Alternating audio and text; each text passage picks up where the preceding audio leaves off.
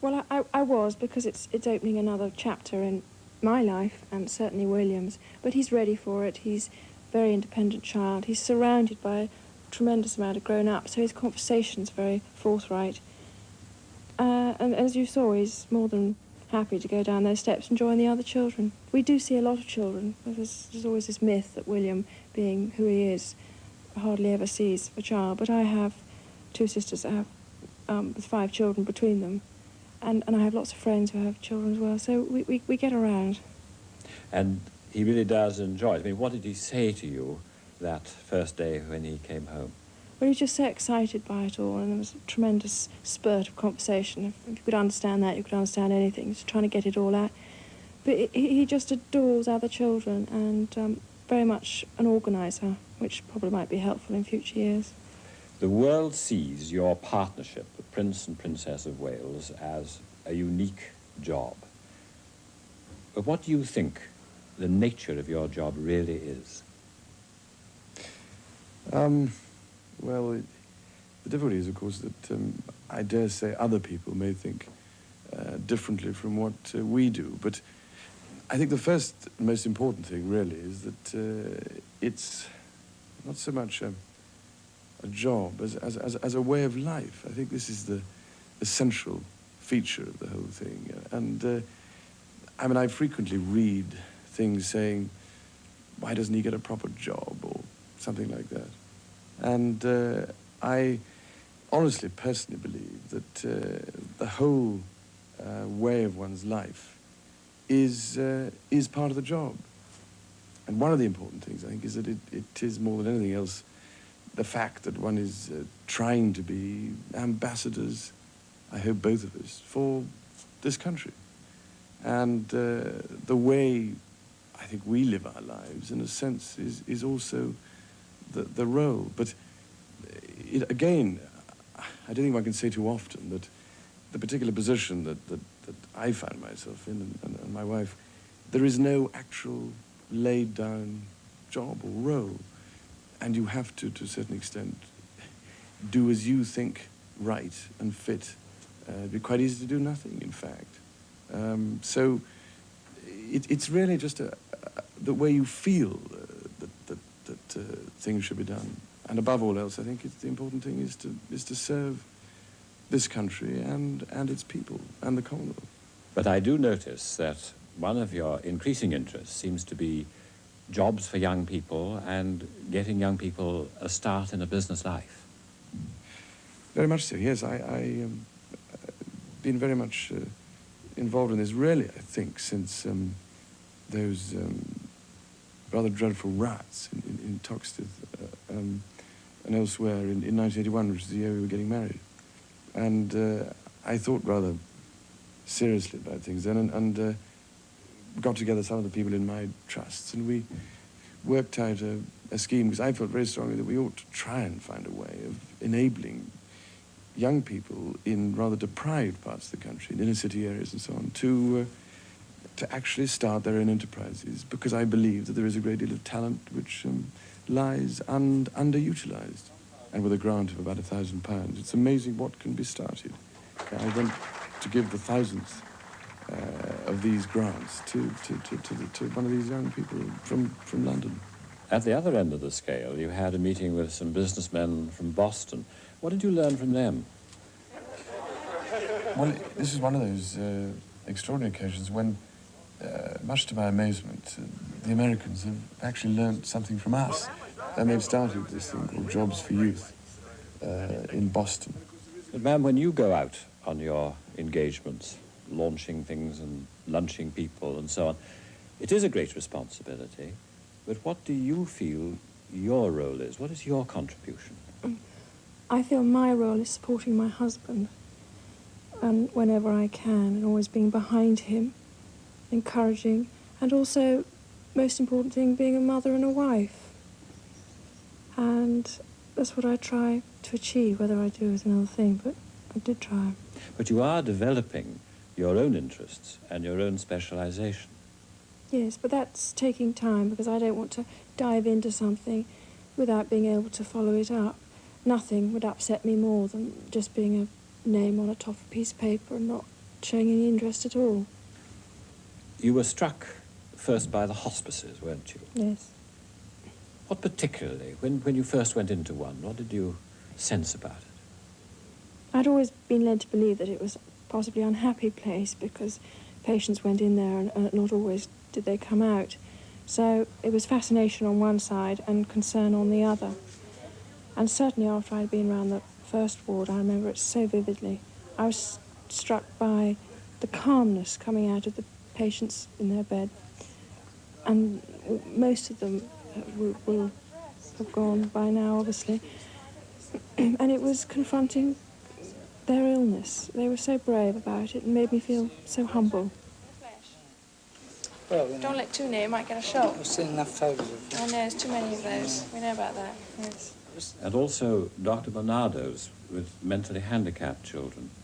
You see, I've got two very healthy, strong boys, and it's not always the case with the families I'm meeting through Dr. Bernardo's, and I realise how incredibly lucky I am. And I don't know how I could cope if I had a child that was handicapped or mentally handicapped in some way. So for me, I'm going out there to meet these children, and I'm learning all the time and trying to understand, trying desperately to understand how they cope. Well, now, two questions that everybody will want to have answered. What do you say, ma'am, when you read in the papers that you are a determined, domineering woman? I don't always read that. I'm people very willing to tell me that. But I don't think I am. I'm a perfectionist with myself, but not necessarily with everybody else. And those stories arose a long time ago and have kept coming out again and again. But I don't think I am. You feel hurt by them? Well, obviously one does. You feel very wounded, and if it comes out, you think, oh, gosh, I don't want to go out and do my engagement this morning. Nobody wants to see me. Help, panic. But you've got to push yourself out and remember that some people hopefully won't believe everything they read about you, because there's far too much about me in the newspapers, far too much. It horrifies me when there's something more important, like what goes on in a hospice, or there's been a bomb or something. They'll put me on the front page. But there is a natural and continuing interest in you. For example, have you actually tried to change Prince Charles in any way since you got married? Not at all. I mean, obviously the one or two things, like maybe the odd tie or something, but nothing. Shoes. We won't go any further. But but nothing dramatic. Now, the other question is about the Prince and vegetarianism. Is that true, sir? Are you a vegetarian now? I know I'm not a complete vegetarian, no, but I think I started to examine the things I ate slightly more carefully than I had done before, and became slightly more conscious of what I was eating, which I hadn't done.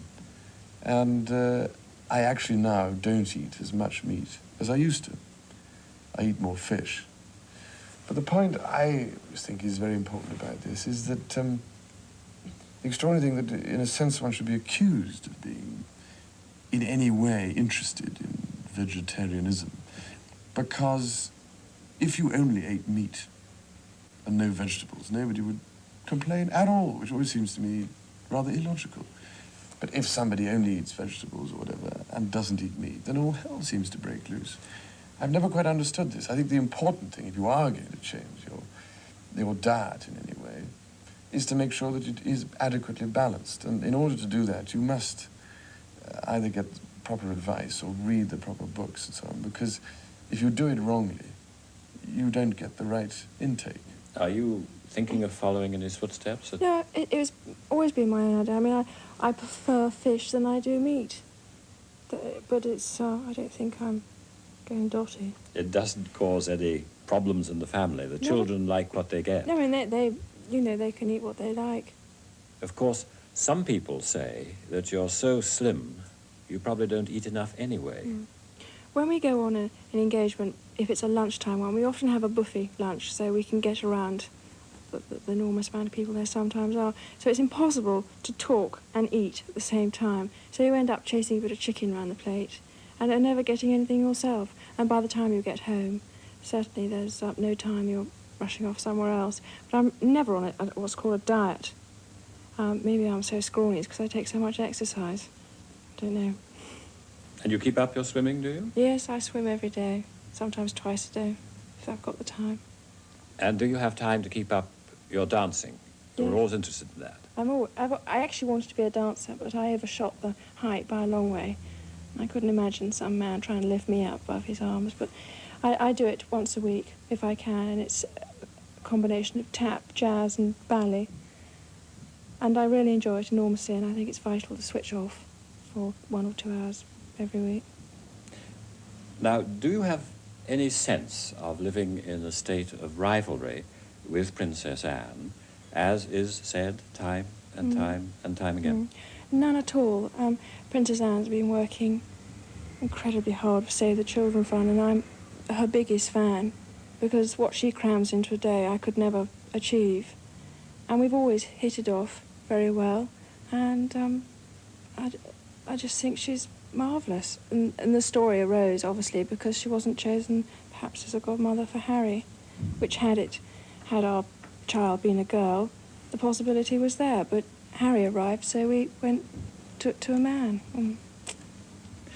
Do you think sometimes that newspapers, as is the way of life, build people up and then just as quickly knock them down? Well, they do, but there again, it's their job, isn't it, really? I came in on the scene and I apparently could do no wrong, but it's quite interesting to see the niggly things that go on now that I apparently perhaps could be doing wrong. And I'm sure, I'm not asking to be perfect, I'm far from it, but I just like the chance and opportunity to get involved in my various areas that I've chosen without people talking about being a shopaholic or something. That's not important. But it is true, if I may say, that this question of building people up onto a pedestal, the moment that happens, along comes a separate brigade that, like knocking you off a pedestal. I mean, it's human nature, I suppose. So from that point of view, it's absolutely true what you said, I think, isn't it? Definitely. Well, on your pedestal, sir, there are people who say that some of your interests, say like alternative medicine, are mildly eccentric. I think I'm becoming more eccentric as I get older, probably. Well, clearly, something like, I prefer to call it complementary medicine, can easily be considered by people who don't think that it has any relevance at all as eccentric. I can understand that. But all I am concerned about is that complementary medicine or other ways of looking at the person, in other words, looking at the person not so much as a machine, but as a whole person, in the classic, ancient sense, is very important, and I don't think we should forget this aspect. And I also feel there are certain aspects of complementary forms of medicine which can have a great deal of value and effect for certain ailments. And all I am making a plea for is a slightly more open-minded approach to this sort of thing than to just shut it off and say it doesn't exist, because there are plenty of cases, and for hundreds and hundreds of years, thousands of years, where such forms of medical treatment have worked. There's no doubt about it. Does that extend to your interest in spiritualism, mysticism? Well, yes, absolutely. Again, it's entirely, I think, I've been riveted by the way in which all this has developed, because I have seen articles shown to me saying that I play with Ouija boards, which I don't even know what they are. Literally, I've never seen one. I might as well say it. I might as well emphasize it, because I'm fed up with getting letters from people all the time saying, "Don't touch the Ouija boards." And It's bad for your health. What I find so annoying is that that it should be reduced again to this level of total absurdity. I'm not interested in the occult or dabbling in black magic or any of these kinds of things, or for that matter, strange sort of forms of mysticism. I am purely interested in being open-minded. I mean, after all, there are so many inventions and things that have happened and been proved scientifically in the past, which everybody totally poo-pooed before they were proven. Now, ma'am, a question of clothes and your clothes. So much attention, public attention, is focused on them, and so important to the fashion industry in this country. How much time do you have to give to your clothes? Not as much as perhaps people think. My clothes are not my priority. I enjoy bright colours, and my husband likes to see me look smart, presentable. And I mean, fashion isn't my big thing at all. Obviously, if I'm helping the fashion industry and helping the British side of things, well, that's marvellous. But I never tried to do that. And I do think there's too much emphasis on my clothes. But going away to Australia and the United States, that must involve quite a bit of work. Well, it was like when we first went on tour after we got married. I mean, I had not the capacity of clothes. I mean, I had to buy endless new things, of course, because I just didn't have them. Because on a tour, you change 3 or 4 times a day. You can, sometimes. And obviously, I had to buy new things, and that was the problem. The arrival of all the new clothes were causing tremendous criticism. But what else could I do? I couldn't go around in a leopard skin something, I don't know. I had to produce something that was decent. Do you take his advice? Absolutely, but I mean, I ask him, but if this looks right or that looks right. But the chances of turning up in what he said is absolutely nil. She asked me, you see, which one do I wear? I said, well, why did you wear that one? I'll go in the other Turns one. out it's something else. Why do you ask me? Have you ever been to the United States before? No, I've never have. No, it's great excitement there. So what are you expecting to see? What are you looking forward to? Well, I go with an open mind. Much the easiest. It's full of your long-lost American cousins, isn't Yes, it? there's quite a few of them around. You will meet a lot of long-lost cousins. Yes.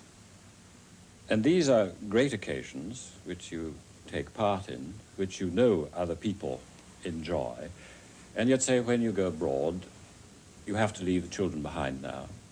Yes. Is that a wrench? Terrible wrench, obviously. But they must have a stable life as much as we can give. And obviously taking them around the world isn't that.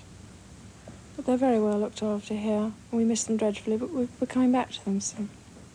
And coming back is perhaps the best part of the day. Of course it is, yes. Very much so. Thank you.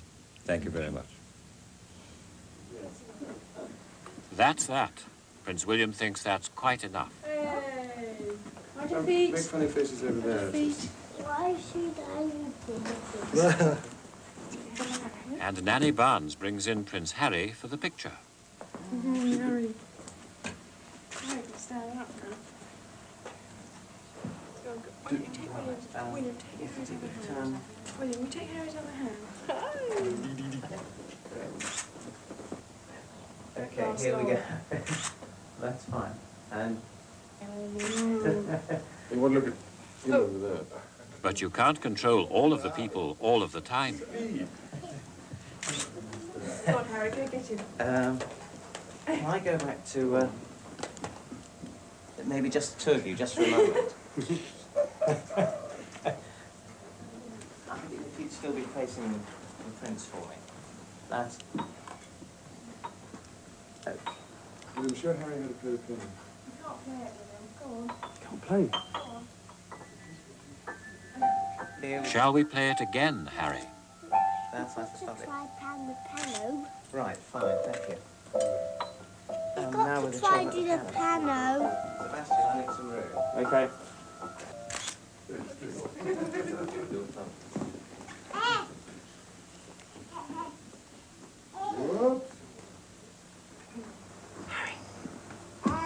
Harry, what are you doing over there? You go and get Harry.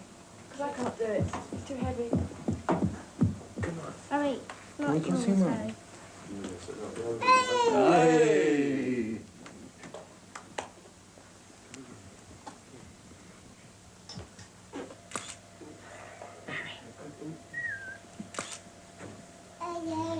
So if you could turn slightly towards me, I'm just trying to avoid a light in the window behind.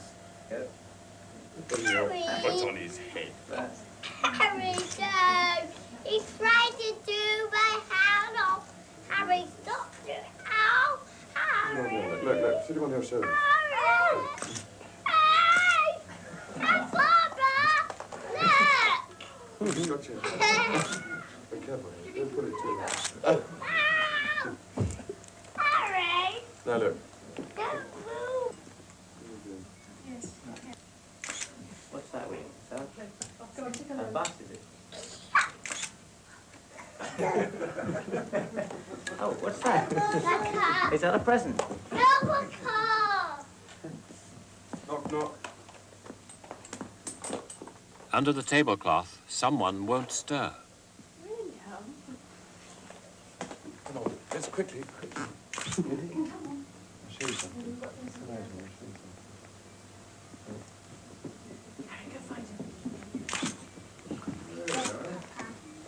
Look, let me now, I'll show you.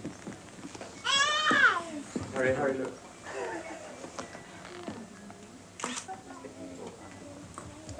Oh, she wants some. Ask if you can have some powder. We'll be right there. Now, Mother may need a little powder for her picture. Better test it first. Oh, that's nice. Yeah? Go sit with Mommy now. Hey, look. Quickly. Look. Bring it over here. Did you know they're taking pictures out in the rain, too? Look! Only a little bit. No, it's not. Yes, look! No, it's not. Look! Do you want to Brayden. sit in? Did you want William to sit here as well? Yes, I'd like that if I could. What I'd quite like to do is both the young. Won't we ever be rid of the television people?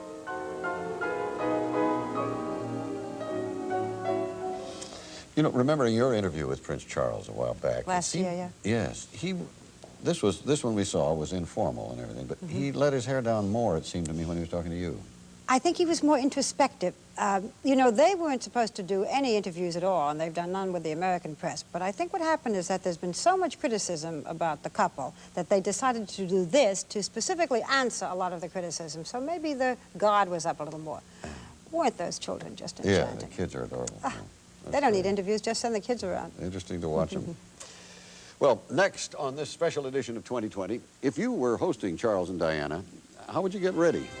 Well, some Washington hosts are in a tizzy preparing for their royal guests. Bob Brown tells of royal mania right after this.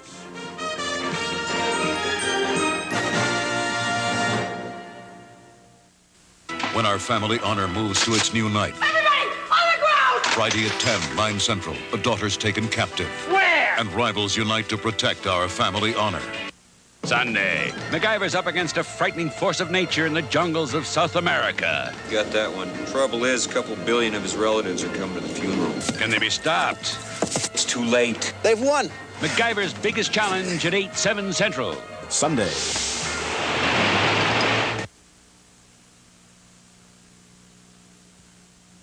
Not since the War of 1812 has Washington felt so British. The royal couple isn't going to set fire to the Capitol, but they will light up the town. Anticipation hasn't given way to panic, but it's coming close to that. The hosts of various functions are charged with overseeing every detail. I mean, should it be the pink napkins with lace, or will the white ones do? And what about that puff pastry? Will it suit royal palates? These are very serious decisions.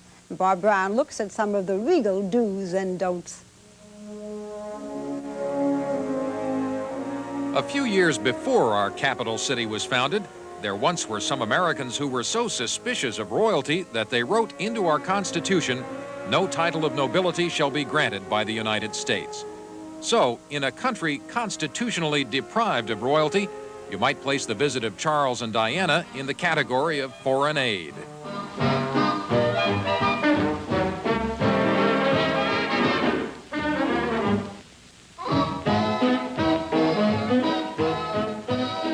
Within the social arena that will receive the prince and princess, there's already been a kind of preview of things to come.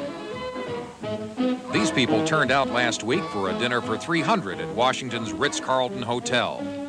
There, they could practice the proper etiquette with an advance guard of British nobility, owners of England's magnificent 7 stately homes. My lords, ladies and gentlemen, dinner is served. Thank you.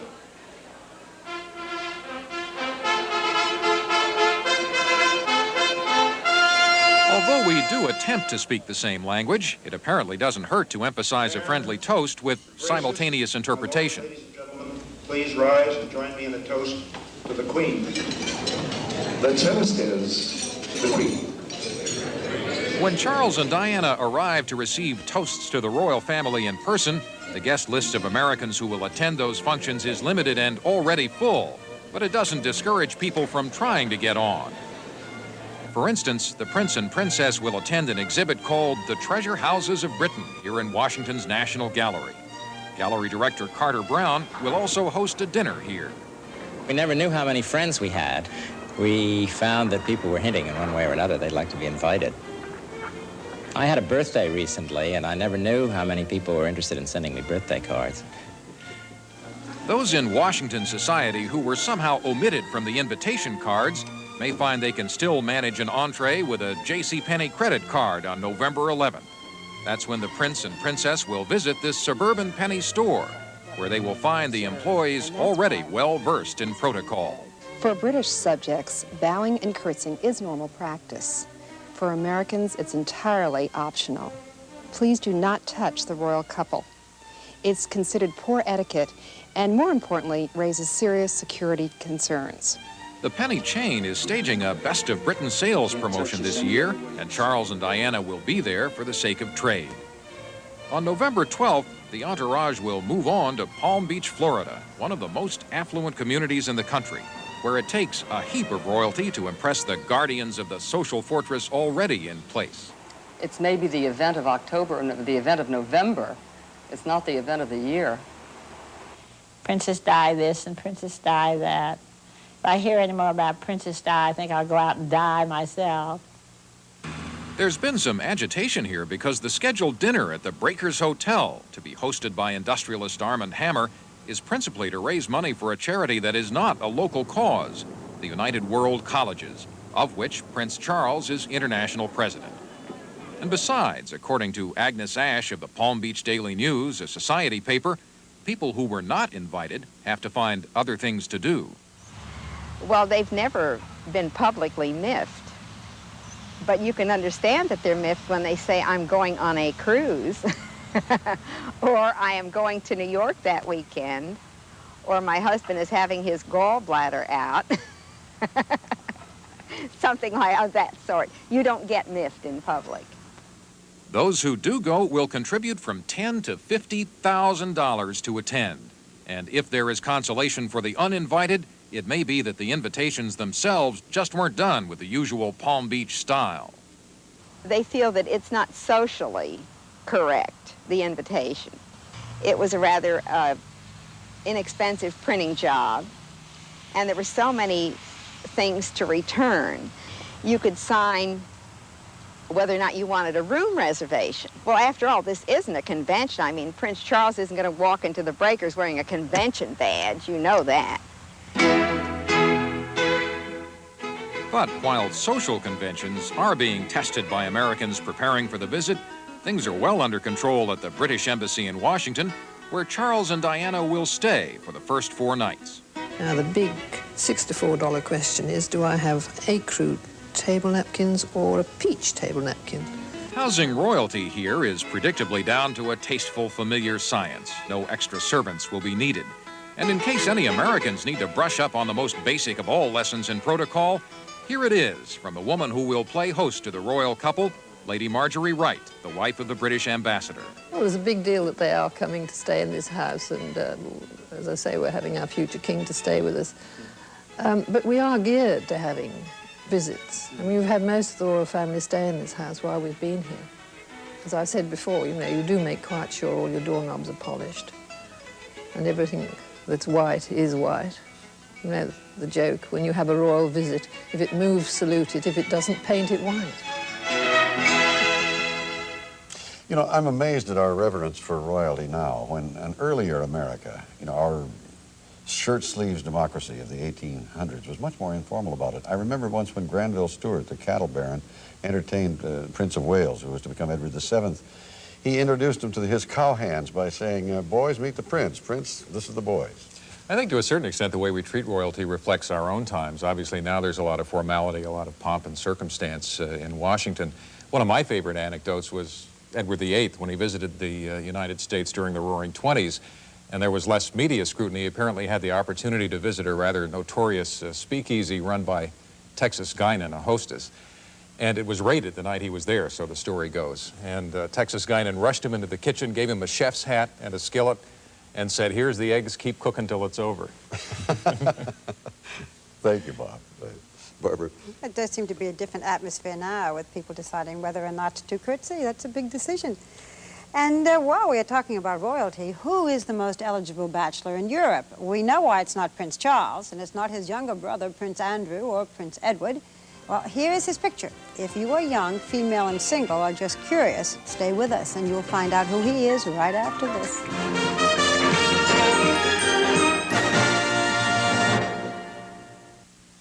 The royal family of Monaco.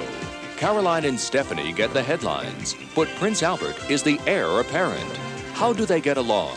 And what's life like in the royal palace? A Barbara Walters interview. Prince Albert, when 2020 continues. There's something funny going on in Shadow Chasers. You planning to sneak in? No, I've hired a mariachi band to announce me. Now comedy and adventure are a great new team. Whoa, you talk about wound up. Shadow Chasers premieres 1 week from tonight. You'll love it. Steve Poole, Como 4 News.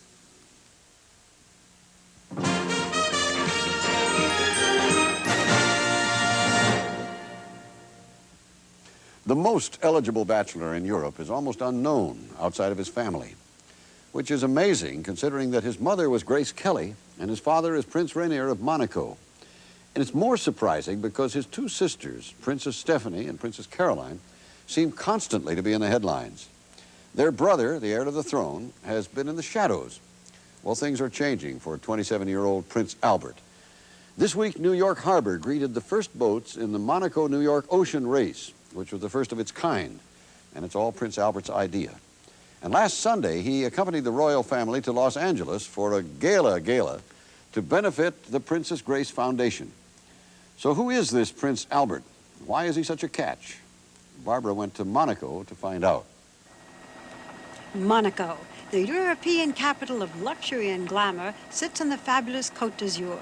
It is known the world over for its fashionable balls, its luxury gambling casino, a far cry from the Las Vegas Strip, and its harbor filled with the world's most spectacular yachts, its Grand Prix race, and its royal family, including the man Life magazine called Europe's most eligible bachelor, 27-year-old, shy, and hardly recognizable Prince Albert. He inherited that title when Lady Diana married the Prince of Wales and took him out of the running.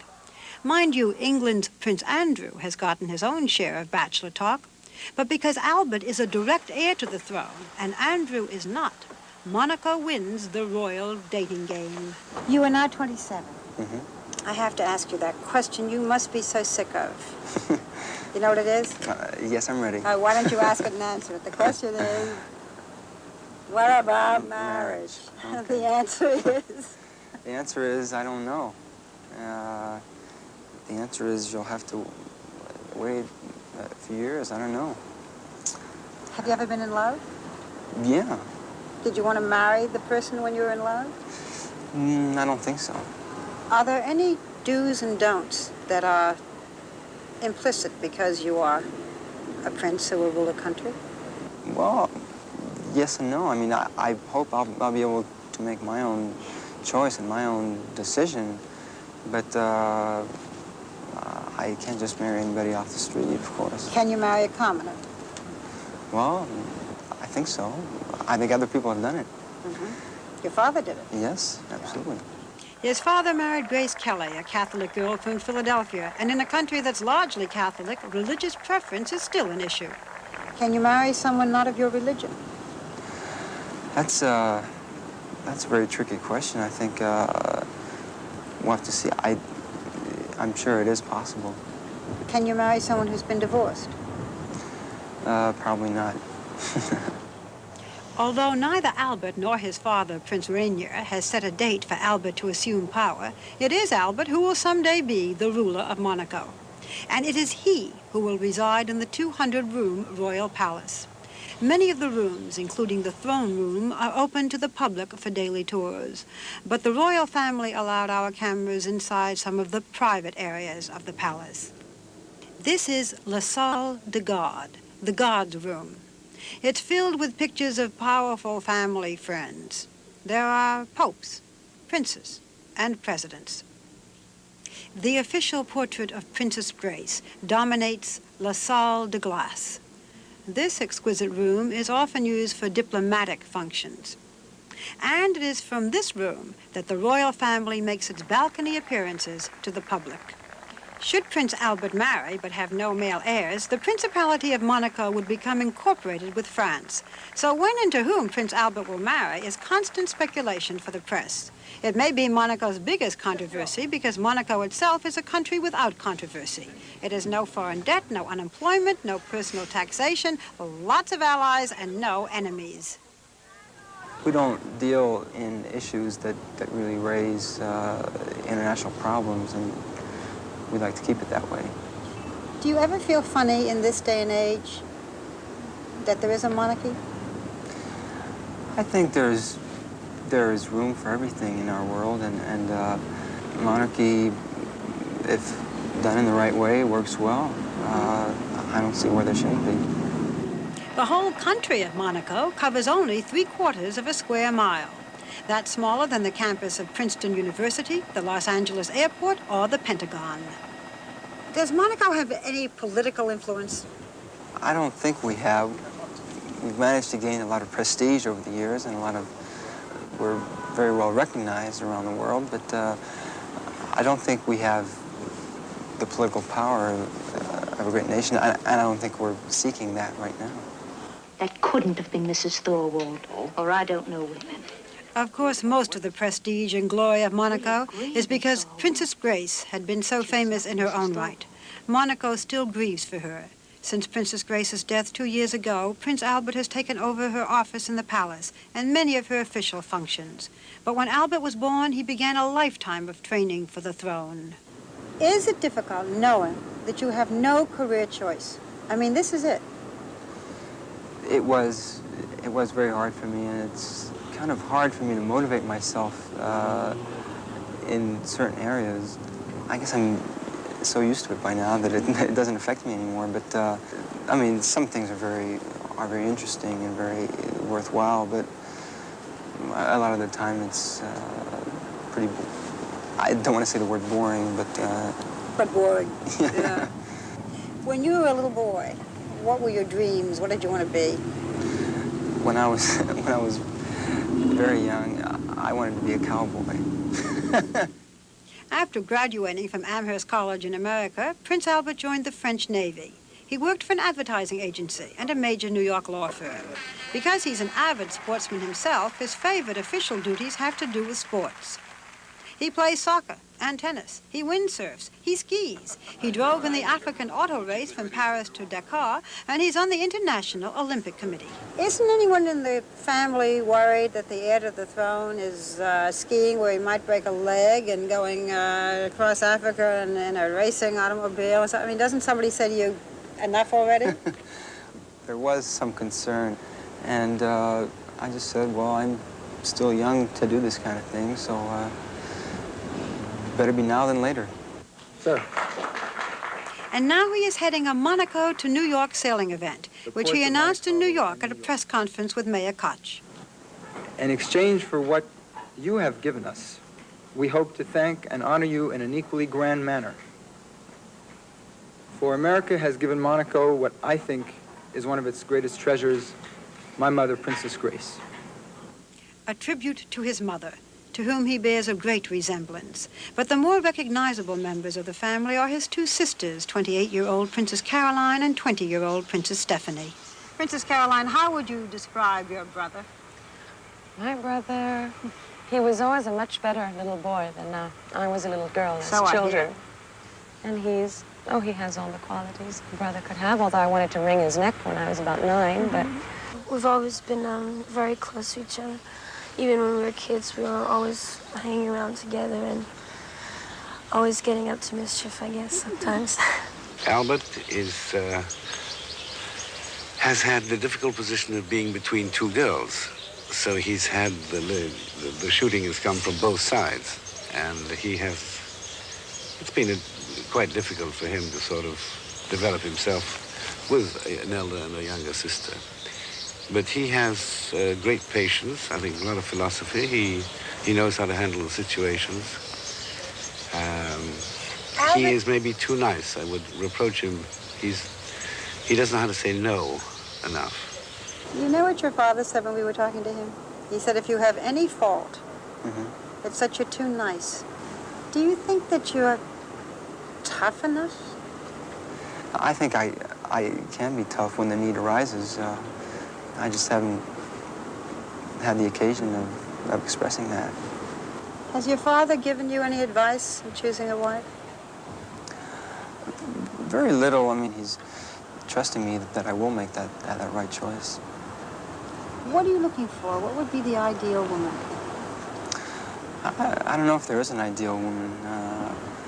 I think one of the most important qualities that I see is to be intelligent and to have a good sense of humor. And then, well, of course, it comes beauty, but I think she'll have to be fairly strong character to withstand a lot of the pressures here. It sounds a lot as if you're describing your mother. Well, yeah, she was a remarkable lady, and I'm just very proud to be her son. I teased you earlier about what your father had said and saying that if you had any faults, you were too nice. That's a lovely fault to have. Well, thank you. He's certainly a good-looking young man, even if he is shy. He shouldn't have any trouble, though, finding a wife. He does not. I mean, in spite of the fact that he's shy, he has lots of beautiful women around him. I saw him at a party in New York with a marvelous-looking blonde. Wouldn't it be interesting if the next time he's in California, he meets a beautiful starlet, brings her back to Monaco, and history repeats itself? Just what his father did. That's what his father did. With Princess And Grace. it wouldn't be the worst thing for Monaco. Yeah, no, that's true. He And is nice, later on, we might be able to tell you that Monaco needs something of that kind for a reason we'll get to in a moment. We will be right back. I see him as a man who deserves to be free. Did you help my slave escape, Miss Hassett? Next on North and South. I didn't betray you. All lying! You know, the laws of royal succession, that is, who inherits the throne, are so interesting. As we pointed out in Monaco, if there isn't a male heir, the country goes back to France. What would have happened if Princess Grace and Prince Rainier had 3 daughters instead of Prince Albert? Right. And we know what will happen if Prince Albert doesn't produce a male heir. Back to France. Goes the principality. That's right. Also, did you ever think that when a woman can be a reigning monarch, as is the case in England, her husband is not the king, he's the prince consort? That's right. You know? That's right, Where, Prince Philip, sure. Where a man is king, his wife is the queen. What does that mean? I don't know. Somebody figured this all out a long time ago, and that's the way it stays, I guess. That's tradition. Right. Well, right now we have a word about tonight's Nightline. Hugh, coming up on Nightline, did Washington destroy a Soviet sailor's attempt to defect to America? With the Soviet ship still in a U.S. port, there are charges. The State Department and Immigration Service have mishandled the entire affair. Barbara? That's Nightline, following your local news. And that's 2020 for tonight. We're in touch, so you be in touch. I'm Barbara Walters. And I'm Hugh Downs. And for all of us here at 2020, good night. Tomorrow on Good Morning America, Steve Bell helps end our 10th anniversary week with a look at the major news stories over the past 10 years. Tomorrow on Good Morning America. Sunday, relive America's fantastic trip to the moon. Learn about a modern-day terror, fear of computers, on Ripley's Believe It or Not. Then MacGyver treks to the jungles of South America to fight nature's deadliest phenomenon on MacGyver. Now, stay tuned for part 4 of North and South, an ABC novel for television, next.